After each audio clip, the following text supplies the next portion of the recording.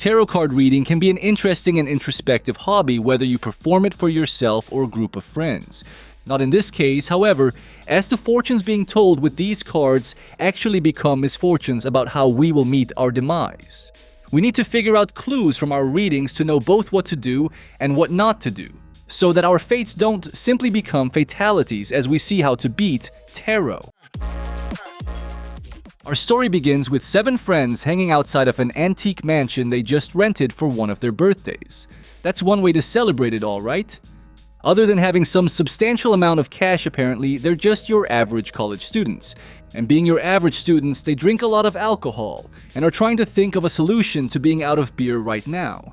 It's too late to order more and town is too far away, so they decide to search the house for a secret stash.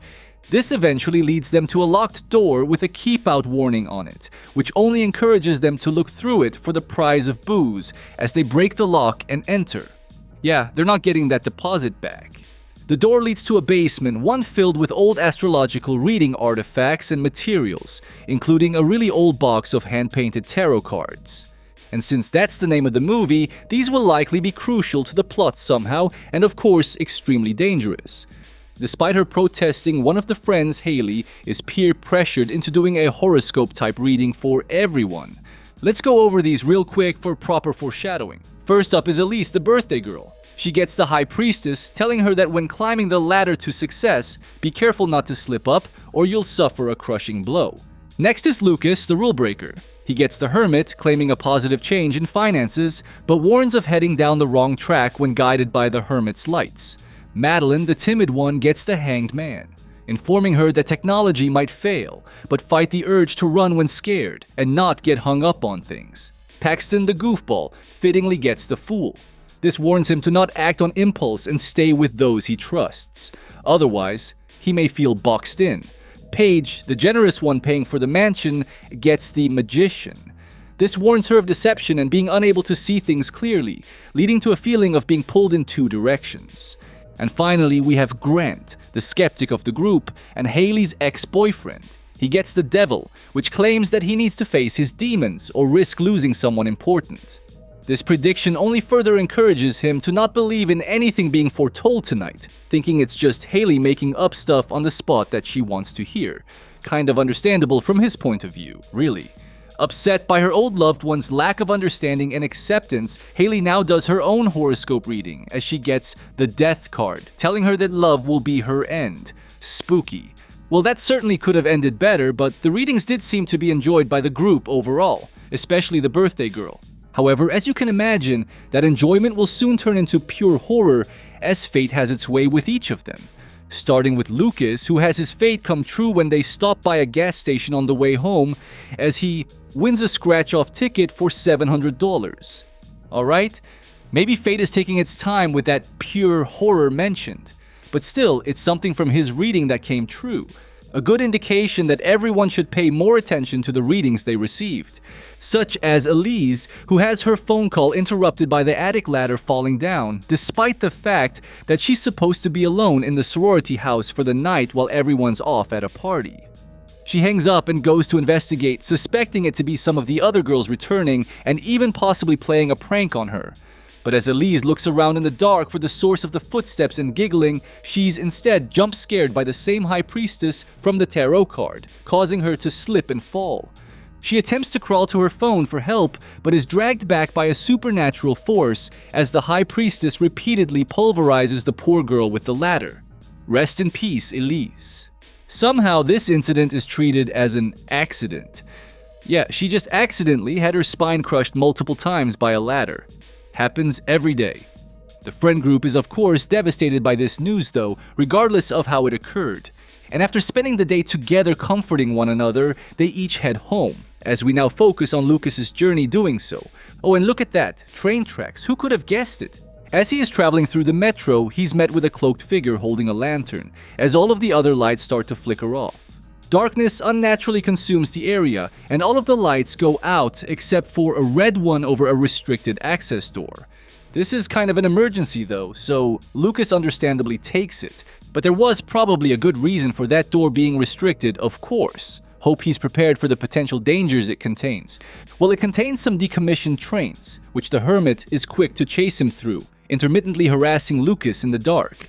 The railway nearby, however, is very much still in service as Lucas finds out the hard way when he is jump-scared into the path of an oncoming subway car. Rest in peace, Lucas. So that's 2 down, 5 to go.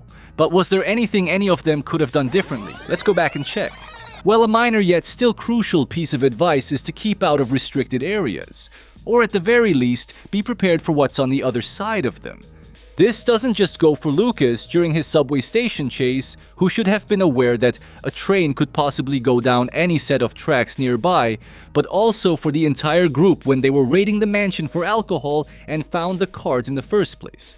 Of course, you wouldn't expect cards to have a supernatural curse attached to them, but for all they knew, that basement could have been protected by various and dangerous traps, or contained something poisonous like hazardous chemicals, or even have been the scene of illegal and shady activity that could land them in hot water as the owners want to keep it a secret and eliminate witnesses.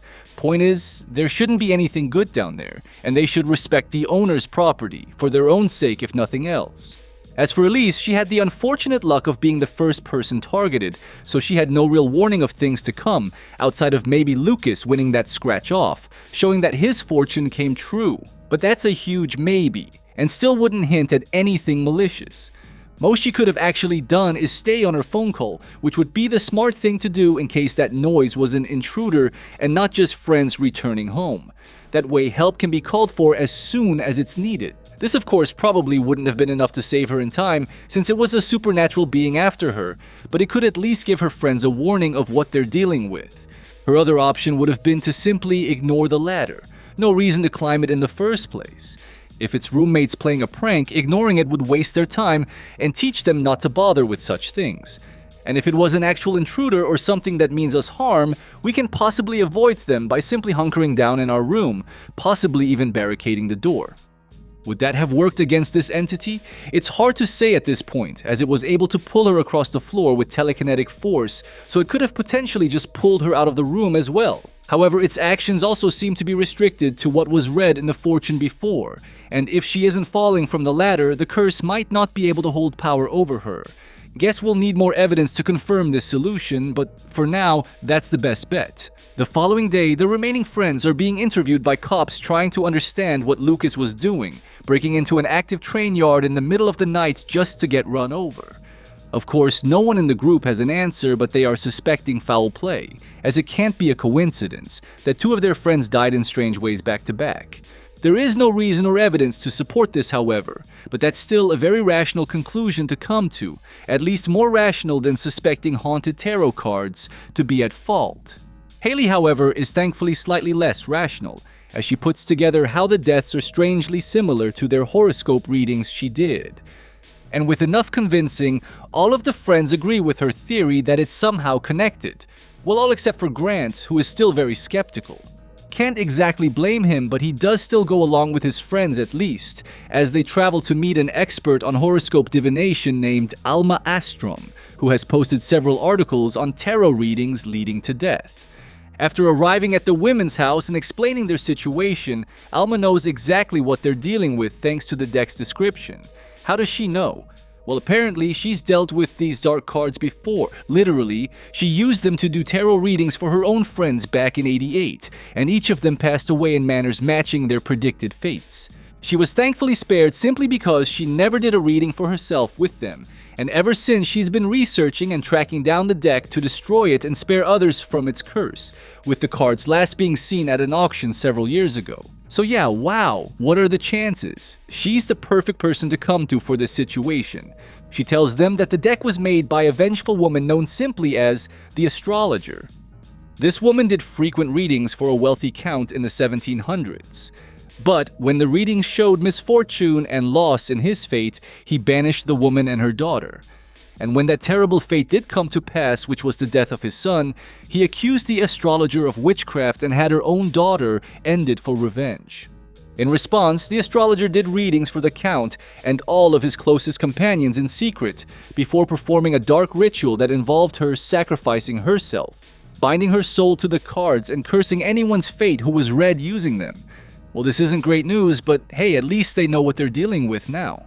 So how can they stop it? Well, they aren't sure, but they're going to try the most straightforward approach and attempt to destroy the cards. Not a bad idea. Let's hope that works. As they frantically drive towards the mansion again, the group decides to reverse engineer their readings, giving themselves potential clues of things to do or avoid to stay alive. A fantastic idea really, but one that doesn't get too far for poor Madeline, as her reading immediately begins to come true around her, starting with technology failing as the car stalls out on a bridge. She begins to panic, but despite her reading also warning her to simply not run at all, the hanged man that draws itself on the window condensation is too much for her to handle, and she rushes out of the car and down the bridge. Seriously? You had one job and it was to do nothing. How do you fail at doing nothing? All of her friends try to stop her, but it's too late and she runs headfirst into a noose before being dragged up by her neck. While this is horrible and tragic, it does at least reveal to the remaining friends that these accidents don't just happen out of nowhere, but have an associated creature matching their card reading that causes the grim fate. Not amazingly helpful, but better to know there are entities to deal with at least. This whole endeavor also pretty much makes Grant an instant believer, as he's finally on board with Operation Deck Destruction. However, Paxton has seen too much now and wants to just hide in his dorm room for safety until all of this blows over. Not the greatest idea, especially since it goes against his reading that said to stay with friends. But hey, maybe he can distract the astrologer's attention while the rest go and destroy the cards, as everyone else gets in Paige's car and continues to the mansion. Meanwhile, Paxton doesn't even make it inside his building before a creepy clown appears behind him. The help at the front desk just happens to be gone. Not like they could have done much anyway in this situation, and worse still, his pass for the locked stairwell doesn't work, forcing him to use the elevator. And if you remember his reading, this is where he gets boxed in. He makes it to the top floor just fine, but the creepy clown at the end of the hall causes him to nope back into the box and mash the buttons. This might have been a foolish decision, however, as the elevator is now under control by the curse, with it opening and closing on various floors, each with the clown waiting there to jump scare him in various ways. Eventually, though, the doors stop opening altogether, with the jester just breaking in through the ceiling, screeching at Paxton. We don't see what happens, but I'm sure he'll be alright. Was everyone else alright with their choices, though? Let's look. First off is the expert they found, Alma. She sounds like a great person to start with for finding answers, but that doesn't explain why they would go with literally the first person they found online with a basic Google search, or why they would drive to that person's residence in the middle of the night before even contacting them. I guess this is a bit of an emergency and everyone is a bit freaked out with the loss of their loved ones, but that still seems a little sudden to do. We should spend more time researching online or in a library, looking up various experts, trying to contact as many as we can to gather as much information as possible. The group here really lucks out that the very first one they visited happens to have personal experience with literally the exact same deck of cursed cards that we dealt with. But the odds of that are astronomical and shouldn't have been relied on, lest we waste our time at a dead end miles outside of town. Next up is Madeline, who obviously just shouldn't have run. They were going over their readings for a reason, and it makes no sense that she would ignore the part telling her to fight the urge to run. Maybe, just maybe, she thought doing the opposite could save her if following fate's path leads to a game over. Almost makes sense. But regardless, if you're running, pay attention to your surroundings and look where you're going to avoid any hazards. The hanged man was loud and announced his presence, as well as could be heard jumping around the bars. Just looking up or forward could have helped her avoid the noose right in front of her. And after what happened with Madeline, who clearly should have listened to her horoscope reading more closely, I don't understand why Paxton suddenly has a 180 on the current plan and goes against his reading at all that says to stay with friends. He has no excuse to do so, and if anything should be even more encouraged to rush back to that mansion with them after this. Don't know what makes him think his home would be any safer than any other location when friends are being attacked without warning anywhere, including Elise, who was attacked in her home. Just a poor choice all around, the fool. So now back at the mansion, the crew find the deck no problem. The issue comes in when they try to destroy it, as even when thrown into a fire, they refuse to burn. Alright, time for a plan B. And for them, that's contacting the expert once more and inviting her over. Alma shows and explains that the astrologer's resurrected body acts like a shapeshifter, becoming the embodiment of the card shown in the reading to enact the fatal sentence on cursed victims. Meaning the high priestess in the attic, the hermit at the train station, and even that fool back in the elevator were all her in various forms. Don't know why the woman didn't share this information before, but this at least lets us know she can only deal with one person at a time, assuming she can only be in a single form at any given time. So Alma's plan is to now communicate with the astrologer directly through a seance and separate her soul from the cards. This doesn't go so well as the vengeful spirit paralyzes the woman in place and does a reading for her telekinetically with the deck. After receiving the Six of Swords as her main card, Alma is swiftly pulled into the darkness, only to drop back down looking like a pincushion. Wow, not only ended off camera, but wasn't even worth using a card from the major arcana. Disrespectful. The three remaining survivors scatter, with Grant and Haley making it upstairs to hide in a bedroom, while Paige goes downstairs to the basement, following cries for help that sound like her friends. Seems like an obvious deceptive trick to me, but she falls for it. After being blinded by a bursting light, Paige stumbles through some curtains, accidentally finding the magician standing in front of a crowd. This stage and audience isn't real, of course, just an illusion caused by the mage, but it's real enough for Paige, who gets her ankles bound by chains with just a flick of the man's wrist. She crawls backstage in a panic until she finds a trunk and thinks this is a perfect hiding space. Seriously. This is clearly the absolute worst place she could have chosen, and I think, even without using any kind of divination, we can all predict exactly what's going to happen next. The magician locks the trunk and rolls it, along with its captive, back onto the stage. There he proceeds to flatten it so she's forced to lay down, before slicing the box in two with a saw, pulling the sides apart for the audience to see his handiwork. Rest in pieces, Paige. Upstairs, Haley and Grant listen in horror at their friends' cries for help going silent, unable to do anything. Eventually, though, Haley does come up with a decent plan, and that's to do a horoscope reading for the astrologer herself. That way, she's cursed with her own cards. It's a long shot since, it's the astrologer herself that does the game ending from the curse. But it's the only plan they have, and it's worth a try at the very least. The plan is going to have to wait a minute, though, as Grant is yoinked out the window by the devil, before the creature enters the room and shifts into a skeletal demon to match Haley's fate. Death. She makes it out of the room and escapes the creature's clutches for a while, but is eventually caught. Just before she can be game-ended, though, Grant comes to the rescue with a fire poker and saves her. Apparently, he survived his trip off the side of the building and now distracts the beast while Haley goes and does the deck reading. He's taken out practically instantly, though, as the devil knocks him to the ground before slowly dragging him to a lit fireplace. However, the astrologer is forced to stop before she can finish him off when she realizes what Haley's up to, as she comes to end the girl now. But she's too late and the reading is already done, as Haley tries to give peaceful words of wisdom to the astrologer, telling her to let go of pain and hate to allow herself to heal.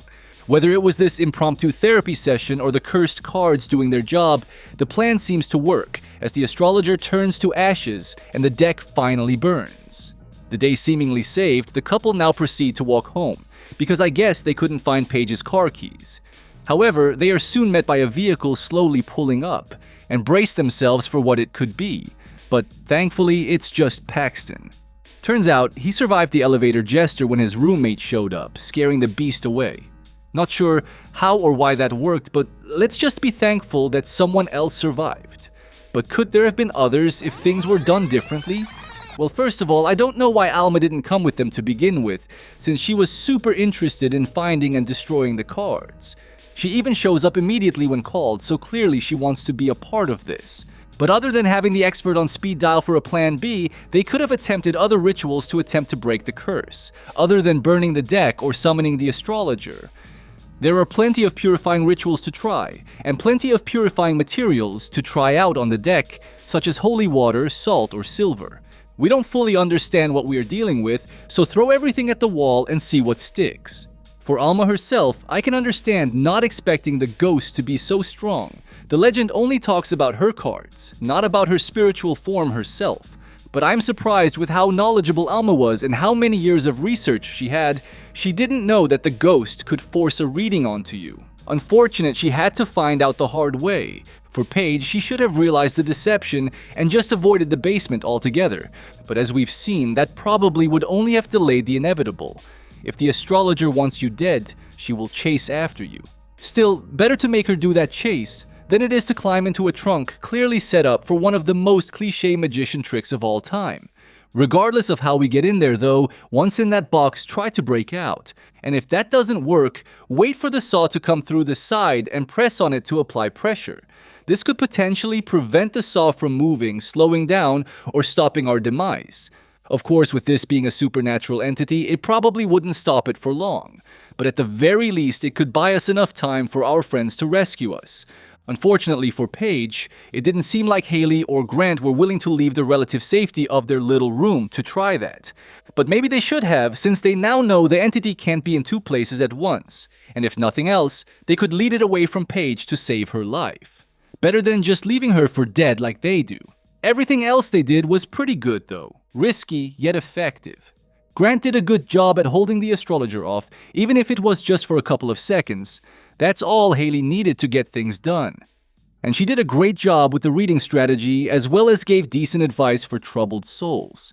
Advice that we the audience can actually follow. Take care not to let hate consume you or cause it to spread to others like a wildfire. Let it go for the safety of those around us and for the sake of ourselves. And with that said, thanks for watching as always, my friends. Take care and binge another one.